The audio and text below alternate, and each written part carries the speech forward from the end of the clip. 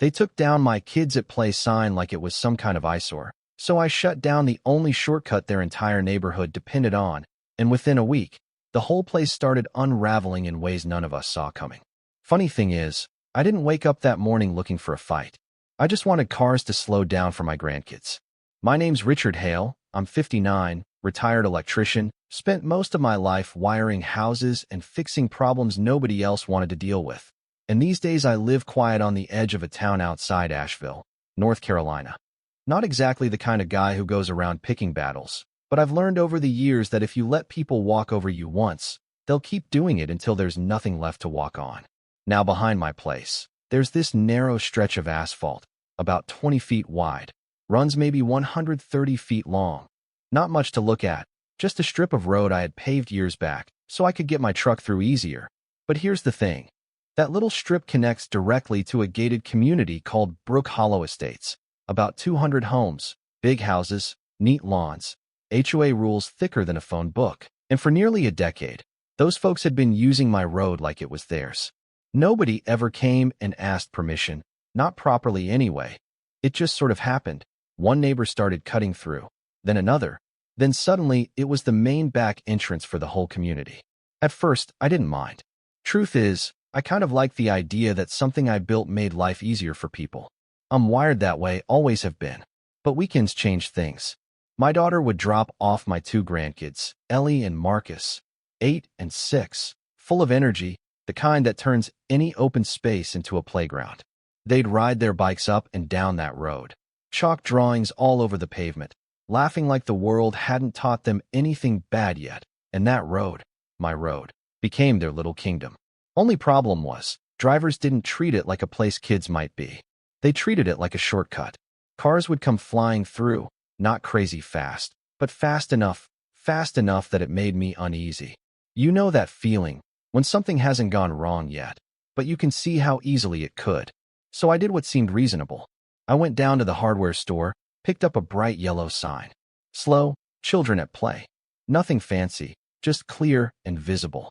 I planted it right near the entrance where cars turned in from the main road.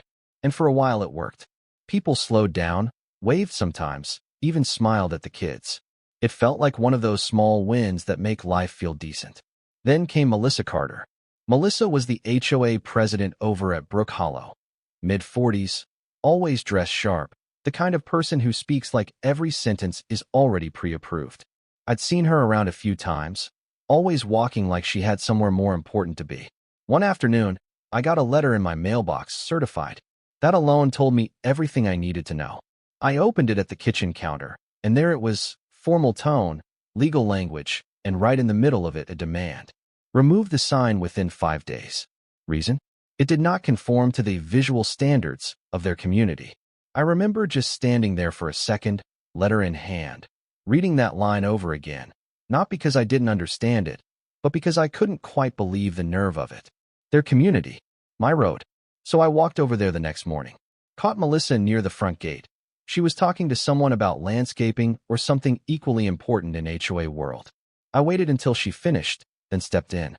Morning, I said, holding up the letter. This yours? She looked at it, then at me. Polite smile, the kind that doesn't quite reach the eyes. Yes, Mr. Hale. We've had a few complaints. Complaints about kids being safe? It's about maintaining consistency, she said, like she'd practiced that line. Your sign doesn't match our neighborhood's aesthetic. I let out a short laugh, couldn't help it. That sign's on my property. She tilted her head slightly, still smiling. The road affects our residents. Yeah, I said, it keeps them from driving an extra 6 miles. That smile tightened just a bit. I'd appreciate your cooperation, she said. I'd appreciate you leaving my stuff alone, I replied. There was a pause, just long enough to feel the shift. She looked at me like I'd just become a problem. Well, she said finally, we'll revisit this if necessary. And just like that, conversation over. 3 days later, I came outside in the morning, coffee in hand, expecting to see that bright yellow sign standing where it always did. It wasn't there. At first, I thought maybe it got knocked over, maybe a storm took it, but then I saw it. In my trash can, bent slightly, dirt on the edges, like someone had gone out of their way to make a point. And right then, something in me changed. Not anger, not right away, more like clarity. Because now it wasn't about a sign. It was about someone deciding they had the right to touch what wasn't theirs and expecting me to just accept it. I set my coffee down, picked that sign up, brushed it off slowly, and I remember thinking, real clear. All right, if they want to play this game, we're going to play it properly. That afternoon, I pulled out the original deed from when I bought the place back in '98, yellowed paper, but still solid. Then I called up the county office and ordered a fresh survey. If this was going to turn into something, I wanted everything clean, documented, undeniable. And while I was digging through old files, I found something else, an email printout from years back. Melissa's name on it. Subject line, temporary access appreciation. I sat there for a second, reading it again, and this time I smiled. Because now, this wasn't just personal. This was leverage. And I knew exactly what I was going to do next. So once I found that email, everything kind of snapped into focus, like suddenly I wasn't just some old guy arguing over a sign. I was holding proof that this whole setup, the way they'd been using my road all these years, was never official. It was borrowed, quietly, conveniently, and forgotten the moment it became useful to forget. The survey came back 3 days later. Clean, clear, undeniable. That strip of asphalt, every inch of it, sat entirely on my land. No shared access, no easement, no handshake agreement that held any legal weight, just 9 years of people driving across it like it belonged to them. I spread the papers out on my kitchen table that night, deed on one side, survey on the other, and that printed email right in the middle like a missing puzzle piece finally found, and I remember just sitting there, running my hand across the edge of the table, thinking about all those weekends, all those cars speeding past my grandkids, all those times I let it slide because it felt neighborly, and how quickly neighborly turned into entitled. Now here's the thing about me. I don't rush decisions. Spent too many years in electrical work to act without thinking, because one wrong move and something shorts out, sometimes worse, so I gave it a night. Slept on it. Next morning, I called a lawyer. Name's Daniel Brooks. Calm guy, doesn't talk more than he needs to. I laid everything out for him, from the sign to the letter to the removal, and when I mentioned the email, he went quiet for a second. Do you have that in writing? He asked. Printed and sitting in front of me. Another pause. Then they've been using your property without a formal easement, he said. Which means you have options. Like what? Well, he said, you can shut it down entirely, or you can negotiate from a position they didn't realize you had. I leaned back in my chair, looked out the window at that road, quiet at that hour, just sitting there like it always had. What happens if I close it? I asked. He didn't answer right away. They won't like it, he said finally. And depending on how dependent they are on that access, it could get messy. Messy. I almost laughed. It's already messy, I said. We talked a bit longer, went over the details, and before we hung up, he said something that stuck with me. If you're going to do this, Richard, do it clean. No gray areas.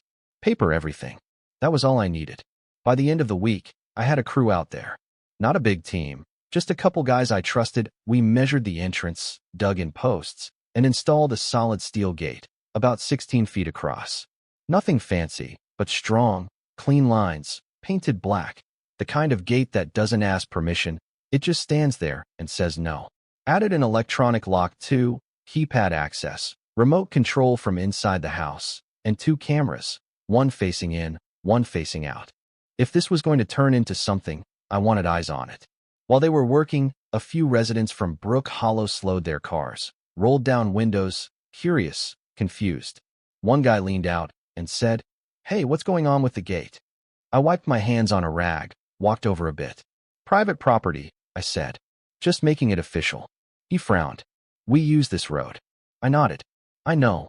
And you won't be, for now." You could see it hit him. That slow realization that something they'd taken for granted was about to disappear. "Man, that's gonna add like 20 minutes to my commute," he said. I shrugged slightly. "Might want to talk to your HOA about that." That word, HOA, it always lands heavier than it sounds.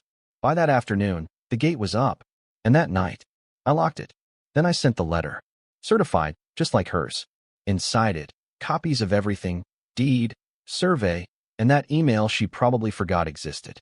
I kept the wording simple, no drama, no insults, just facts. The road is private property. There is no easement. Access is revoked effective immediately. If they wish to discuss future use, they could do so through legal channels. That was it. No threats. No negotiation yet. Just a line drawn. It took about 6 hours. That's how long it took for the phone to start ringing. First call came around dinner time. Number I didn't recognize. I let it go to voicemail. Then another. Then another. By the fourth call, I picked up. Mr. Hale, a voice said, tense, controlled. Yes. This is Melissa Carter. Of course it was. What exactly do you think you're doing? She asked. I leaned back in my chair, phone to my ear, looking out at that gate, standing there under the porch light. I believe I made that clear in the letter. You cannot block access to our community. I can block access to my property, I said calmly. Which is what I've done. There was a sharp exhale on the other end. This is going to create serious issues, she said. Emergency services. That sounds like something you should have thought about before removing my property. Silence. Then her voice came back, tighter now. If this isn't resolved immediately, we will take legal action. I couldn't help it. I smiled a little. You should do what you feel is necessary, I said. My attorney's ready. That ended the call. But it didn't end the situation. Because by the next morning, things started to ripple. Neighbors stuck at the gate, trying codes that didn't exist. Cars backing up, turning around, frustration building. Word spread fast. By noon, Daniel called me. They're scrambling, he said. And they've already mentioned legal action. I figured. I've drafted a response, he continued. 9 years of unauthorized use. We're putting that at about $2 million in damages. I let that sit for a second. Think that'll get their attention? It already has. And it did. Because later that day, Melissa showed up at my driveway. Didn't call ahead this time. She stepped out of her car, sunglasses on, posture stiff, like she was walking into a meeting she didn't want to lose. I walked out to meet her. You've made your point, she said, skipping the greeting. Now open the gate. I shook my head slightly. That's not how this works anymore. You're putting people at risk, she snapped. Fire trucks, ambulances. No, I said, cutting in, voice still even. You did that when you chose convenience over doing things properly. Her jaw tightened. This is harassment, she said. This is ownership, I replied. Another pause, longer this time. Then she said something quieter. What do you want? And there it was. Not an apology. Not accountability. Just negotiation. I looked at her for a moment, really looked this time. Not as the HOA president, not as the person who laughed at me. Just someone who had finally realized she wasn't in control of this situation anymore. We can talk, I said. But not like this. She frowned. What does that mean? It means lawyers, I said. Contracts. Terms. The way it should have been done 9 years ago. She didn't like that. I could see it. Because paperwork means accountability, and accountability means you can't just make things disappear. We don't have time for that, she said. I glanced past her, toward the road, toward that gate. Looks like you're going to have to make time. She stood there for another second, like she wanted to argue more, push harder, but there wasn't anywhere to push. Because for the first time since this started, the control wasn't hers. She got back in her car without another word, drove off, and for a brief moment, everything went quiet again. But not for long, because 2 days later, something happened that turned this from a legal dispute into something a whole lot bigger. 2 days after that conversation, I was sitting on the back porch early evening, just watching the light drop behind the trees, that quiet hour where everything slows down a bit. And I remember thinking maybe this whole thing would settle into a legal back and forth. Paperwork, negotiations, nothing dramatic, just time and signatures. Then I heard the sirens. Distant at first, then louder, then closer, but not in the way they should have been. You can tell, if you've lived somewhere long enough, when emergency vehicles are taking the direct route. It's fast, sharp, purposeful. This sounded different. Longer, drawn out. I stood up, walked toward the edge of the property where I could see past the trees toward Brook Hollow. And after a minute, I saw smoke. Not heavy black smoke. Not at first. More like a gray plume, steady, rising just above the rooftops. And right then, I felt it, that uneasy twist in your gut when something's not lining up the way it should. The fire trucks didn't come through my road. They couldn't. So they had to go the long way, looping around the main highway, cutting through 2 intersections, adding miles where there used to be yards. I didn't time it, but later, I found out. 15 minutes. That's how much longer it took them to get there. By the time they arrived, the situation had changed. What could have been contained to a kitchen had spread. Fire doesn't wait for paperwork. By that night, the news had already picked it up. Local station, small crew, they showed footage of the house, 48 Willow Creek Lane, front half blackened, windows blown out, hoses stretched across the yard, and a family standing on the sidewalk, wrapped in blankets, looking like they were still trying to understand how their life had just shifted in a matter of minutes. They said initial damage estimates were around $12,000 if it had been handled quickly, but it wasn't. It climbed to over $160,000. And the part that stuck with me most, there was a little girl, 7 years old. She kept holding on to this stuffed animal while firefighters moved around her, like that was the one thing she refused to let go of. They had to relocate for months. Everything paused.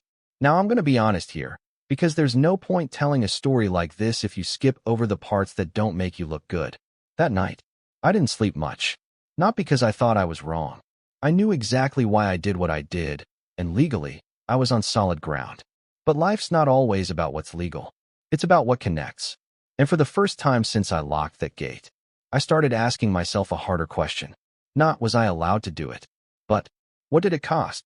Morning came, and with it, everything else. News vans showed up. Not a lot, just enough. One of them had drone footage, and that's where things shifted again. Because from above, it was obvious. My road cut the distance from the nearest hydrant down to less than 300 feet. Without it, they were pulling water from nearly half a mile away. That's not just inconvenience. That's time. And time, in a fire, is everything. The story spread fast after that. Not just about the fire, but about the access. About the missing easement. About 9 years of a community operating on something that was never officially theirs.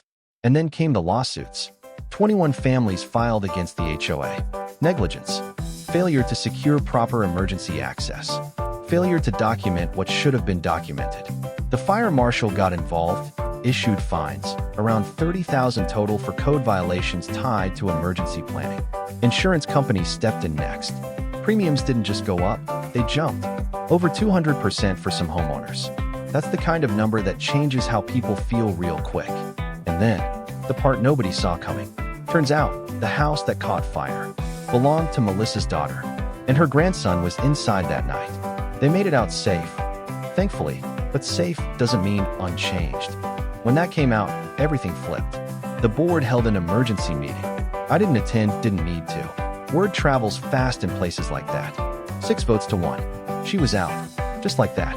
The same person who told me my sign didn't fit their aesthetic had built an entire situation that didn't fit reality. 2 days later, I got another call. Different tone this time.